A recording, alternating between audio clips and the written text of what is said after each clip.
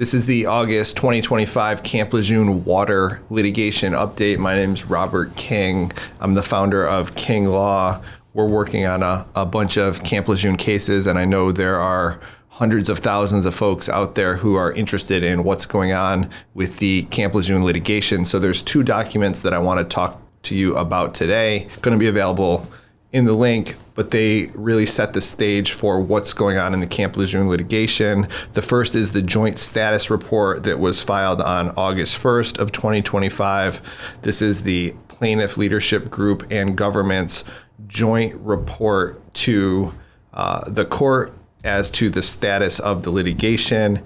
And that document should be read in concert with the Camp Lejeune Justice Act Settlement Masters report to the court dated June 16th of 2025.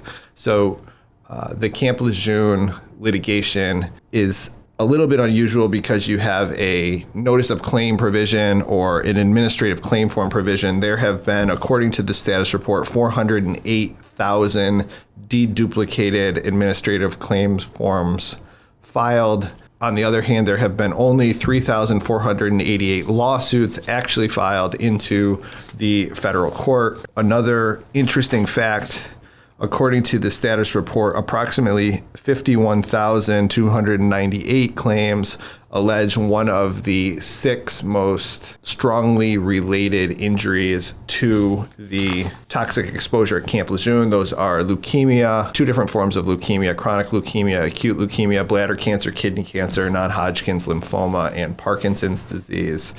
The process the judges have used is to break down the entire litigation into smaller groups. They're calling them tracks. They're 5 injuries. So you have track 1, track 2, and track 3. It is largely believed that the track 1 injuries have the strongest scientific support. There are other injuries where the scientific literature is not as strong, linking the toxic exposure to the injury. That's the position of the plaintiffs' leadership group. The settlement memorandum, some of the terms you might need to know: special master. Special masters can kind of be thought of as mediators. They are really there to help try to bring about a settlement or a resolution to a litigation or a lawsuit. The two firms that are working together as special masters or settlement masters are from Jenner & Block and DLA Piper. These are two very large law firms, very experienced, oftentimes will litigate major lawsuits like this, but in this case, they're working on the settlement framework. The report is very, I would say, favorable. The settlement masters are trying to really bring parties together, come up with a framework. You're talking about exposure over 3 decades, hundreds of thousands of people, dozens of different potential illnesses, dozens of different injuries for people who have technically the same diagnosis. So any settlement is going to be relatively complex, not easy to put together. According to the memorandum and based on what we're hearing as lawyers, there are ongoing mediations for the 25 bellwether cases. So originally there were 1,500 cases filed. That pool was brought down to 100 possible test trials or bellwether trials, and then the 100 cases was further whittled down to 25 potential bellwether trials, and those 25 are 5 of each of the track 1 injuries. 3 were picked by the plaintiffs' leadership group, 2 were picked by the United States government or the defense. A lot of the court appearances have centered around discovery disputes, discovery issues, what information the government may or may not have turned over, things like lien information. Some of the other highlights, I would say, in the status report include an argument about the government's position that the water modeling previously conducted by the government should not be allowed to be used at the time of trial. This was their own water modeling. Now they say it's not reliable. That's a big issue. But I would suggest that there has been a tremendous amount of work done. And I know the folks that we're representing, as well as the other lawyers we're talking to, everyone is frustrated that it's been 3 years since the law passed. We haven't had a trial. there aren't any trials going to occur this year. But to litigate hundreds of thousands of cases or even thousands of cases, everyone agrees that all the fact depositions have been completed. That's a tremendous achievement when you're talking about very complex issues over a long period of time. And documents have been reviewed, witnesses have been questioned, expert reports about how specific toxic exposure leads to illnesses have been submitted. The defense has submitted their reports. The experts who have talked about how toxic exposure causes illness have been deposed.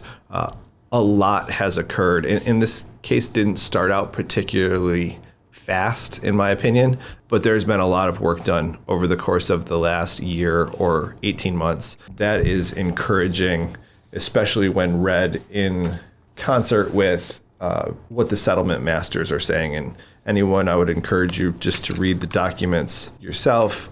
The frameworks are important. You have to remember that the lawyers, the judges, the defense, they don't want to settle one case. They don't want to have one trial. The question is, can they handle all of the cases? And you're talking about 400,000 claim forms that have been filed. To come up with a matrix that treats everyone fairly is difficult, and I think it will continue to take time. You have the litigation side, the settlement side, and those two have to come together. I would also kind of draw your attention to the bottom of the memorandum by the settlement masters. It's under paragraph 3, settlement strategy development.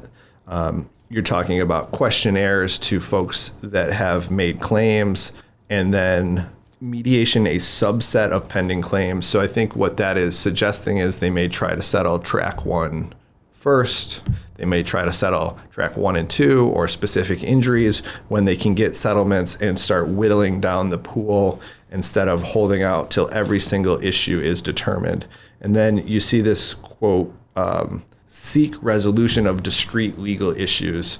Right now, there's a number of motions pending before the court as the court continues to rule on motions. And I think the motions that the court needs to rule on to allow a settlement are Dauber motions. Are the experts that the plaintiff leadership group suggested, will the court deem them to be reliable and allow them to testify at the time of trial? And 2, will the water modeling that was done by the government in the past be admissible in court? I think there is a very high likelihood of that. But once the judge rules that those facts or evidence will come in at the time of trial, the position of the government becomes weaker and the position of the plaintiffs becomes stronger. That will suggest that the government should maybe settle then. The case should get stronger as the judge rules in favor of the plaintiff on these issues. Of course, we don't control what the judges do. We'll be eagerly awaiting those decisions. And then I think you'll see more progress towards a settlement shortly after the decisions are made by the court. But that's what the settlement strategy is kind of talking about, the resolution of discrete legal issues.